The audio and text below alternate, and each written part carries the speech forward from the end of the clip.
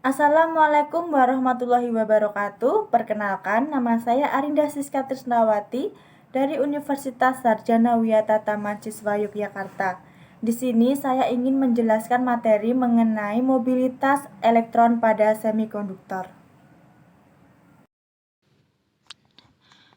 Mobilitas elektron dalam semikonduktor atau fenomena transport elektron dalam semikonduktor. Nah, berikut ini adalah gambar yang menunjukkan ilustrasi dua dimensi dari distribusi muatan di dalam logam.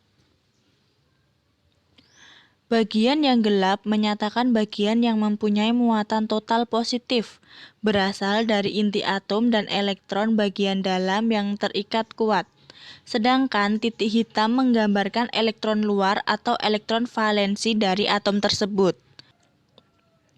Bayangkan suatu logam dapat dibayangkan sebagai suatu ruang yang mengandung kisi-kisi ion berat, yang periodik dalam 3 dimensi, yang saling mengikat dengan kuat dan diantaranya diisi oleh kawanan elektron yang bergerak kian kemari. Nah, tanpa pengaruh medan listrik luar, elektron-elektron dapat bergerak secara kontinu hingga bertumbukan dengan ion, yang akan mengakibatkan perubahan arah gerak. Jarak rata-rata antara dua tumbukan itu dinamakan dengan mean free path. Di dalam gas elektron, arus rata-rata bernilai 0 karena elektron bergerak pada arah yang acak.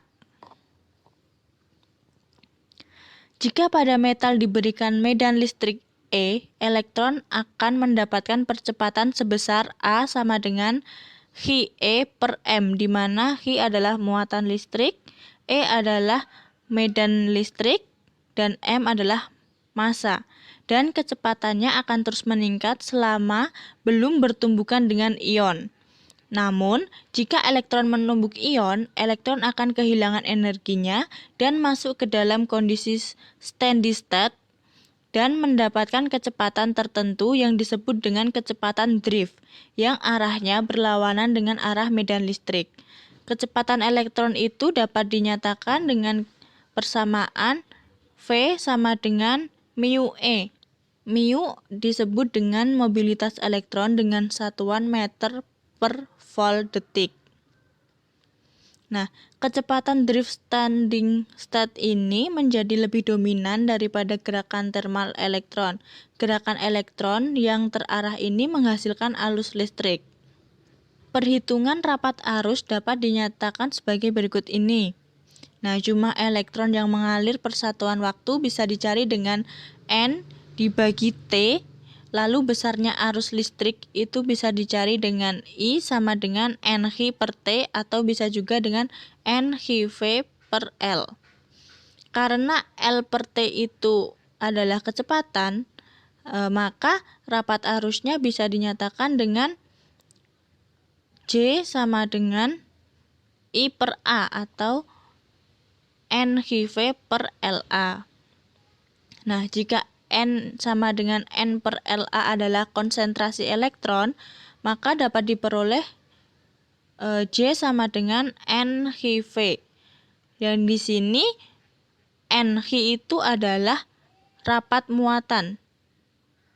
Sehingga bisa dituliskan dengan J sama dengan Rho kali V. Nilai Rho dan nilai V tidak konstan, melainkan bervariasi terhadap waktu dan tempat. Nah, jika dilanjutkan, J ini akan menghasilkan sigma E yang dikenal sebagai hukum Ohm.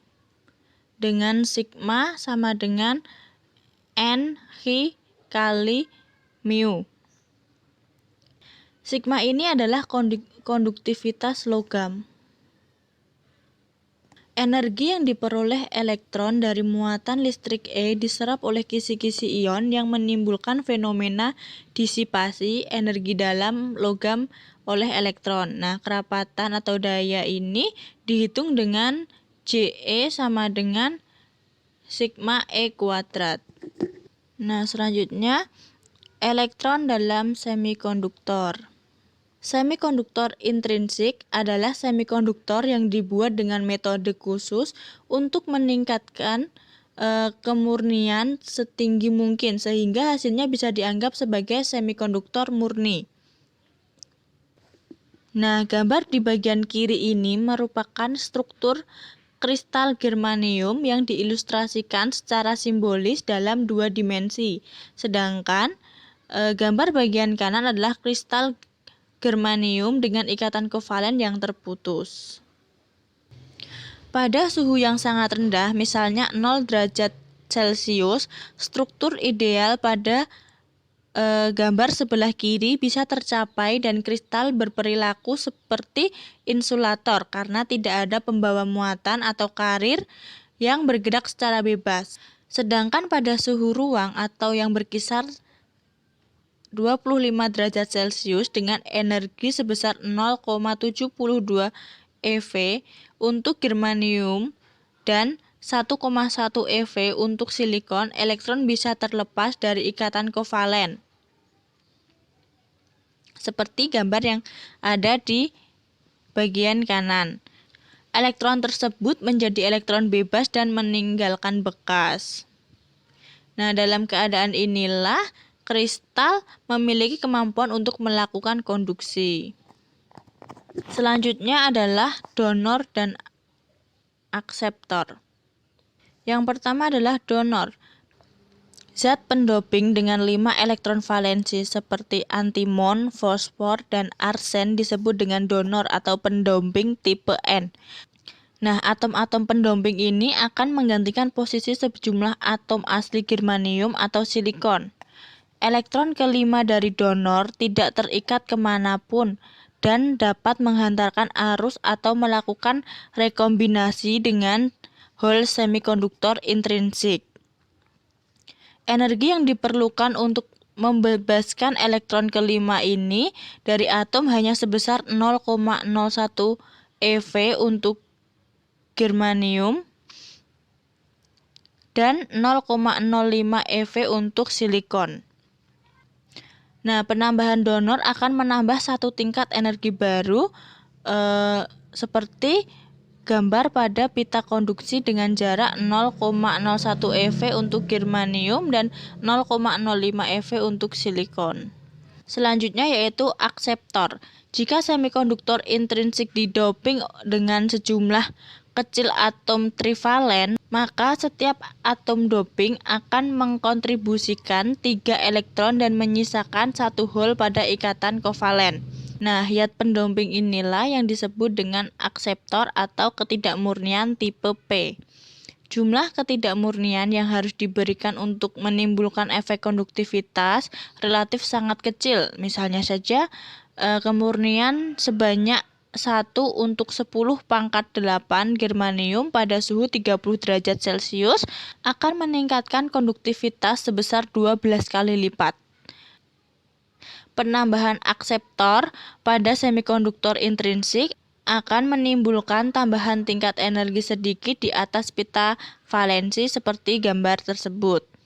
Nah, kecilnya selisih tingkat energi pita valensi dan pita akseptor menyebabkan banyak elektron naik ke pita akseptor meninggalkan hole pada pita valensi yang menjadi karir terbesar pada semikonduktor. Nah, untuk hukum mass action menambahkan ketidakmurnian tipe N mengurangi jumlah hole. Sebaliknya, doping ketidakmurnian tipe P menurunkan konsentrasi elektron bebas pada semikonduktor intrinsik.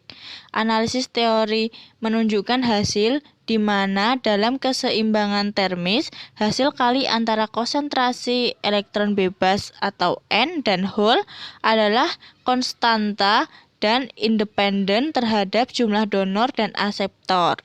Nah, hubungan ini bisa disebut dengan hukum mass action yang dituliskan sebagai NP sama dengan NI kuadrat, dengan NI merupakan fungsi temperatur. Nah, sekian dari saya. Dari pernyataan tersebut ada beberapa kesimpulan penting, yaitu pemberian doping pada semikonduktor intrinsik tidak hanya meningkatkan konduktivitas, tetapi juga menghasilkan konduktor dengan carrier dominan elektron maupun hole. Pada semikonduktor tipe N, elektron merupakan majority carrier dan hole merupakan minority carrier. Nah, sekian dari saya. Terima kasih. Assalamualaikum warahmatullahi wabarakatuh.